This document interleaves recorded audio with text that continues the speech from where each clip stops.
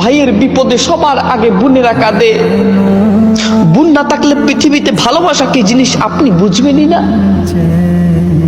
আর এই সমাজে কিছু ভাই আছে, এমন কিছু ভাই আছে যারা বাবার সম্পত্তিতে বোনের অধিকার দিতে চায় না।